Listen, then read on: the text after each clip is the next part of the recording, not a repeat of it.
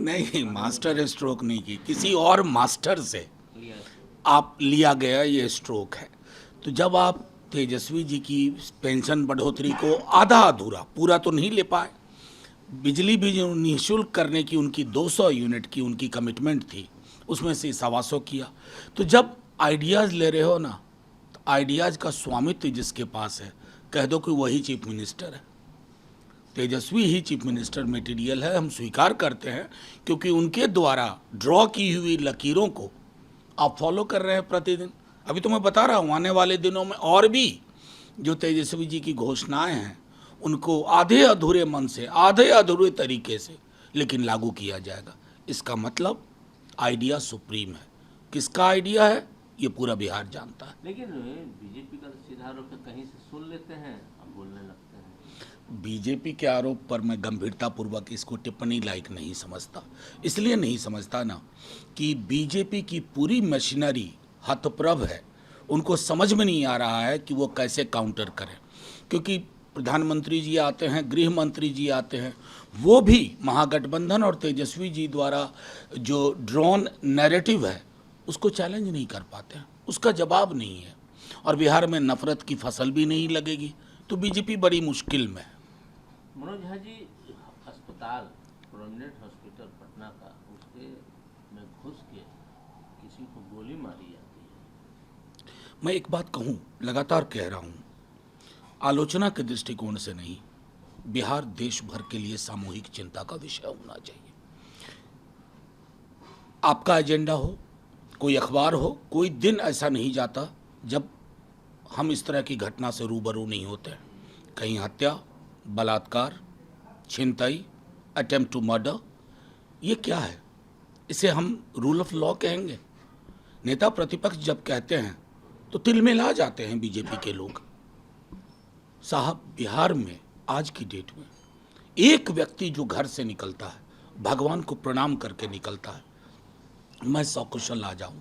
अब कल प्रधानमंत्री जी आ रहे हैं, मैं चाहूंगा प्रधानमंत्री जी फैक्ट फाइंडिंग टीम अगर बंगाल भेजते हैं, हमें कोई विरोध नहीं है। बिहार में कब फैक्ट फाइंडिंग टीम भेजिएगा? या बिहार में जितनी भी आपकी यात्राएं होती हैं वो झूठ परोसने के लिए होती हैं? मैं आपसे आग्रह करूंगा प्रधानमंत्री जी, लॉ एंड ऑर्डर सिचुएशन, पहले भी आप आए थे, बोरिंग रोड में आपने यूं यूं किया था, वहीं 2 दिन पहले गोलियां चली थी। एक बार तो जुबान खोलिए, आप देश के प्रधानमंत्री हैं, सिर्फ बीजेपी के प्रचार मंत्री नहीं हैं। एक बातें जो कही जाएगी सरकार से, फिर कोई बचेगा नहीं। देखिए, ये घिस पिट गया है, ये कोई बचेगा नहीं। जाइए ना गोपाल खेमका जी के परिवार में जाके कहिए, कोई बचेगा नहीं। मुजफ्फरपुर की उस बेटी के परिवार को जाके कहिए, कोई बचेगा नहीं। आज जो घटना हुई है अस्पताल में, एक प्रोमिनेंट अस्पताल में, वहाँ जाके उसके परिवार से कहिए, कोई बचेगा नहीं। साहब, बिहार कराह रहा है, और गृह मंत्री जी, प्रधानमंत्री जी, पता नहीं कौन से दिल्ली दरबार से बिहार चल रहा है। मुख्यमंत्री की चेतना कहाँ लुप्त सी हो गई। राहुल गांधी का एक ट्वीट आया है, बिहार में चुनाव आयोग एसआईआर के नाम पे रंगे हाथ चोरी करते पकड़ा गया। अब एसआईआर के नाम पे होगी एफआईआर। क्या इलेक्शन कमीशन अभी भी इलेक्शन कमीशन है या बीजेपी की इलेक्शन चोरी शाखा बन चुका है? देखिए, अब तो इतनी सारी घटनाक्रम आप देख रहे होंगे, नेता प्रतिपक्ष तेजस्वी जी लगातार प्रेस के माध्यम से, राहुल जी वहाँ, अलग अलग नेता, हमने रिप्रेजेंटेशन तक दिया माननीय चुनाव आयोग को, हाथ जोड़ के कहा कि 25 दिन में इतनी बड़ी आबादी को आप 11 दस्तावेज में उसको कह रहे हैं कम और गो, या तो सबमिट करो या जाओ। ये जो डिलीशन हो रहा है ना, ये डेमोक्रेसी का डिलीशन हो रहा है। लोकतंत्र सिर्फ तंत्र नहीं हुआ करता है, और इसलिए मैंने बार बार कहा है कि देश के लोकतंत्र पे जो खतरा है, जाहिर है कि तमाम विपक्षी दल निर्णय लेंगे, नागरिक समाज, सिर्फ विपक्षी दल नहीं, देश का व्यापक नागरिक समाज निर्णय लेगा, क्योंकि लोकतंत्र को यूं उसका दम घोटते हुए हम नहीं देख सकते। क्योंकि जो लोग इससे बेदखल हो रहे हैं अब तक की सूचना के आधार पर, वो कौन लोग हैं? वो दलित हैं, पिछड़े हैं, गरीब हैं, मुसलमान हैं। आप उनको टॉर्चर कर रहे हो। 25 दिन के अंदर सर्वोच्च न्यायालय ने आपको दिशा निर्देश दिया, ये आप करो, आधार लो, राशन कार्ड लो, EPIC लो, आपने अभी तक ऑफिशियल कोई कंफर्मेशन नहीं की। ये एक तरह से मैं इसे अवहेलना मानता हूं माननीय सर्वोच्च न्यायालय की, और ये मानता हूं कि आप चुनाव आयोग नहीं, किसी के इशारे और किसी के इरादे की संपुष्टि के लिए आप काम कर रहे हैं। क्या चल रहा है हेमंत बिस्वा शर्मा और राहुल गांधी के बीच में? राहुल गांधी बोलते हैं मेरे बब्बर से उनको गिरफ्तार करेंगे, सारी बातें। देखिए, मैं सीधी सी बात हुई, एक जो चीज़ है, अभी असम में बहुत महत्वपूर्ण चुनाव होने जा रहा है। असम के मुख्यमंत्री जी, वो भी कई आरोपों में पहले भी गिरे थे। मुझे याद है रविशंकर जी ने डॉजियर प्रकाशित किया था, फिर वो डॉजियर हवा में गुम हो गया क्योंकि वो चले गए बीजेपी की तरफ। तो वो स्टैंडर्ड ऑपरेटिंग प्रोसीजर है बीजेपी का, उधर हो तो गदले हो, इधर हो तो स्वच्छ हो गए। तो जाहिर तौर पर कांग्रेस में लंबे समय तक रहे हैं, काफ़ी एविडेंस होगा, उसी दृष्टिकोण से उन्होंने कहा होगा। किरण रिजिजू कह रहे हैं कि राहुल गांधी जिस तरह से अपने बातों से देश को फॉरेन पॉलिसी को लेकर लोगों को बातें कह रहे हैं, मिसलीड कर रहे हैं, ये देश को हार।